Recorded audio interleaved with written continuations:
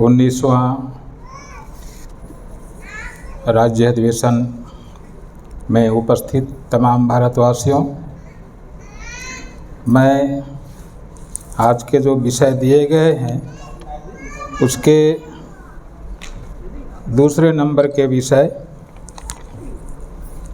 पर मैं बहुत छोटी सी बात रखूंगा। वैसे भी समय की पाबंदी है। संविधान को निष्क्रिय कर दिया गया है शासक जातियों के द्वारा। निश्चित रूप से 15 मिनट लीजिए सर, कोई टेंशन नहीं है। 5 मिनट की आपको नहीं है। हाँ जी, ठीक, ओके। संविधान को निष्क्रिय कर दिया गया है इसलिए कि संविधान उसके रास्ते में बहुत बड़ा बाधक बन के खड़ा है। असमानता संविधान के रहते असमानता स्थापित कर नहीं सकता, भाईचारा को तोड़ नहीं सकता, जातिवाद पैदा नहीं कर सकता, धर्मांधता बना नहीं सकता, अंधविश्वास को बढ़ा नहीं सकता। इसलिए संविधान को निष्क्रिय एक षड्यंत्र के तहत किया गया है और ये उसने किया है, संविधान विरोधियों ने किया है। मैं आप लोगों का ध्यान आकर्षित करना चाहता हूँ, वो संविधान विरोधी है, संविधान उससे पसंद नहीं, संविधान से उसकी एलर्जी है, नाराज़गी है, उन्होंने ये काम किया। आपको तो नहीं है, आपको किसी को संविधान से नाराज़गी नहीं है, बल्कि हम सब संविधान का ही खाते हैं, गाने के वक़्त भले ही और किसी को गाते हैं। तो आपने क्या किया शायद आप लोगों को मालूम नहीं होगा। आप जिस जगह पे, जिस मुकाम पे हैं, जिस जगह पे खड़े हैं, दुनिया के श्रेष्ठ संविधान के साथ 75 वर्षों का सफ़र करते हुए आप खड़े हैं। कहने में बड़ा संकोच महसूस होता है। 75 वर्षों का सफ़र नहीं लगता हमारी स्थिति को देखने से। संविधान को 75 वर्षों में 75 पेज आपने नहीं पढ़ पाया। 395 अनुच्छेदों में 3 अनुच्छेद भी आपने नहीं पढ़ा।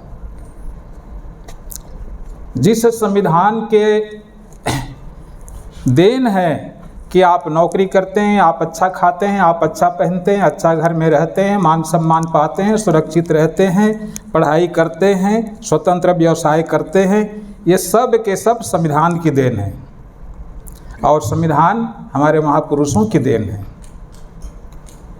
ये भारत का संविधान बुद्ध से शुरू होता है, प्रियम्बल, और तमाम महापुरुषों की वाणी से संविधान को सजाया गया है 2 वर्ष से 11 माह 18 दिनों में। ये संविधान हमारे लिए स्वाभिमान का सजग प्रहरी है, सारे अधिकारों का सुरक्षा कवच है, सभी समस्याओं का समाधान है, हर मर्ज की दवा है, हमारी सबसे बड़ी ताकत है। ये संविधान सभी समस्याओं का समाधान देता है और उद्देश्य प्राप्ति का सर्वोत्तम साधन है। आपके उद्देश्य क्या हैं?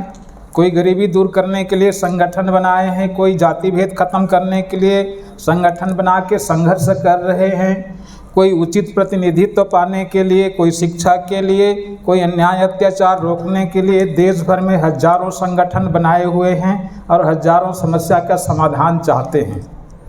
उनके संघर्ष में कोई कमी नहीं है, लेकिन ये सब करते हुए हम बचाव की मुद्रा में हैं। एनआरसी से हम बचना चाहते हैं, कृषि बिल से हम बचना चाहते हैं, अभी 3 अधिनियम आए हैं उससे हम बचना चाहते हैं, शिक्षा के नए नीति से हम बचना चाहते हैं, नोटबंदी से हम बचना चाहते हैं। ये सभी आफत बन के हमारे पास आए हैं, आफत है। मैं एक छोटा सा निवेदन करना चाहता हूँ, आप कब तक बचते फिरोगे? कभी आक्रामक नहीं हो सकते? यदि आप आक्रामक बनते हैं तो सबसे बड़ा लगाम संविधान आपके हाथ में है। आपको मालूम, इस देश का हर एक नागरिक संविधान का पालन करेगा, वो इसकी बाध्यता है संविधान के अनुच्छेद 51 का।